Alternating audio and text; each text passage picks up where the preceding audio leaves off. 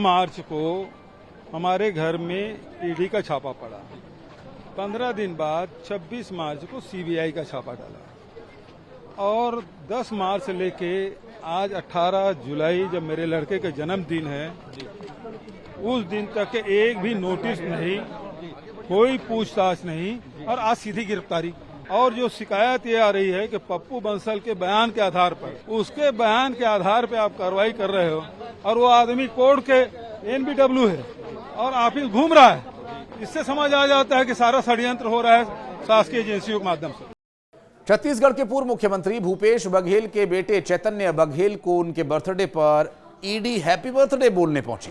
दरअसल ऐसा आरोप लगाया गया भूपेश बघेल और उनके कांग्रेस पार्टी के कार्यकर्ताओं के द्वारा, क्योंकि भूपेश बघेल के बेटे को प्रवर्तन निदेशालय ने कथित तौर पर शराब घोटाला से जुड़े मनी लॉन्ड्रिंग मामले में गिरफ्तार किया और इसके बाद ईडी ने चैतन्य बघेल को रायपुर कोर्ट में पेश किया। नमस्कार, मैं हूं आशीष त्रिपाठी। गिरफ्तारी के बाद कांग्रेस के सभी विधायक और नेता यहां पर अब एक प्रदर्शन की तैयारी कर रहे हैं, जबकि नेता प्रतिपक्ष शरणदास महंत भूपेश बघेल रायपुर जिला कोर्ट पहुंचे और यहां छत्तीसगढ़ विधानसभा के आखिरी दिन के सत्र के बाद ये सब कुछ हुआ, जहां सत्र को बीच में ही ईडी की कार्रवाई के विरोध में विपक्ष ने विधानसभा से ही वॉकआउट कर दिया और ऐसा नहीं है कि ये अभी वॉकआउट तक ही सीमित रह जाएगा। दरअसल अब कांग्रेस पार्टी यहीं शांत बैठने वाली नहीं है, इसके लिए अब एक बड़े विरोध की तैयारी हो रही है। छत्तीसगढ़ में कांग्रेस की बड़ी बैठक में यह तय किया जाएगा कि अब आगे क्या करना है और इस बैठक में कांग्रेस के बड़े नेता शामिल होंगे। मसलन कांग्रेस पार्टी के जो प्रदेश अध्यक्ष हैं वो उनकी जिम्मेदारियां तय करेंगे कि किसे क्या करना है। दीपक बैज और पूर्व मुख्यमंत्री और चैतन्य बघेल के पिता भूपेश बघेल समेत कई बड़े नेता इसमें शामिल होकर के ये रणनीति बनाएंगे कि ईडी की इस कार्रवाई का विरोध किस तरह से किया जाए।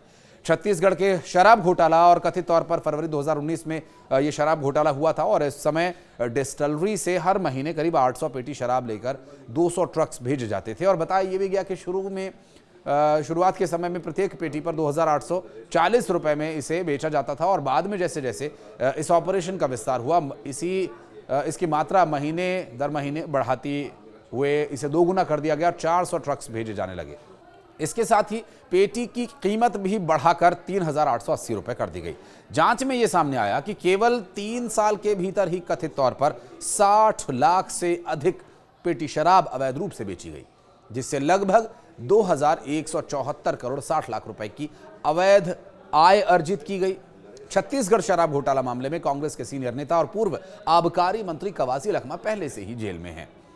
कई अधिकारी और शराब कारोबारियों को भी गिरफ्तार किया जा चुका है, लेकिन इन सब के बाद चैतन्य बघेल की गिरफ्तारी को लेकर सियासत गरमाई हुई है और जिस तरह से अब तक कवासी लखमा की गिरफ्तारी के बाद कांग्रेस बहुत शांत बैठी हुई थी, लेकिन अचानक भूपेश बघेल के बेटे की गिरफ्तारी के बाद हरकत में आ गई।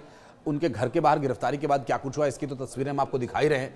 किस तरह से ईडी की गाड़ी पर हमला किया गया, वहां मौजूद कार्यकर्ताओं ने हाथ मारे और विंडो का वाइजर तक उखाड़ लिया गया। हालांकि उस शख्स को बाद में पुलिस ने हिरासत में भी ले लिया और बहुत देर तक हो हल्ला हंगामा चलता रहा। पुलिस फोर्स की मौजूदगी में बहुत ज्यादा जद्दोजहद के बाद किसी तरह से ईडी की टीम वहां से लेकर उन्हें रायपुर पहुंची। लेकिन चैतन्य बघेल आखिर करते क्या हैं? इनकी आय करोड़ों में है और अच्छा खासा मुनाफा है, फिर भला ये शराब घोटाला करने की नौबत क्यों आ पड़ी?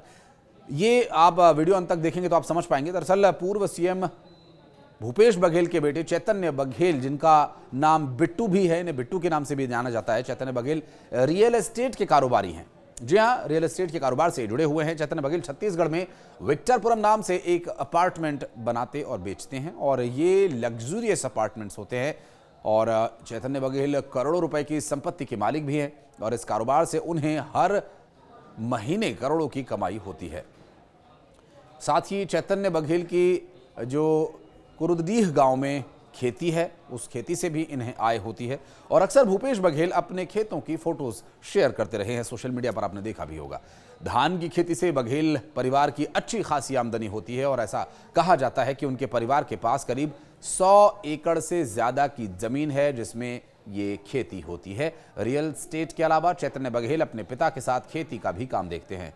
वहीं शादी से पहले उनकी पत्नी बैंक में जॉब करती थी और कहा यह भी जा रहा है कि ईडी को शराब घोटाला मामले की जांच के दौरान ऐसे सबूत मिले जिनका संबंध चैतन्य बघेल से है। जांच एजेंसी ने सबूतों को तलाशी का आधार बनाकर कार्रवाई की और ईडी की जांच में सीनियर ब्यूरोक्रेट्स, राजनेताओं और आबकारी विभाग के अधिकारियों का नाम भी शामिल है।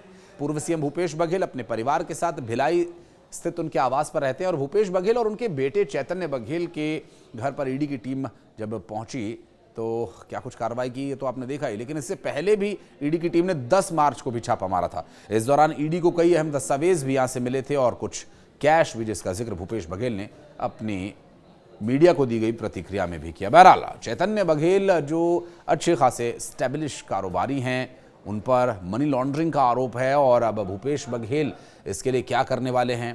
कांग्रेस पार्टी प्रदर्शन की रणनीति बना रही है और इस प्रदर्शन में क्या कुछ होगा ये भी देखने का विषय होगा। इस विषय को लेकर आप कुछ कहना चाहें कमेंट सेक्शन में जरूर आएं, अपनी उपस्थिति दर्ज कराएं। धन्यवाद।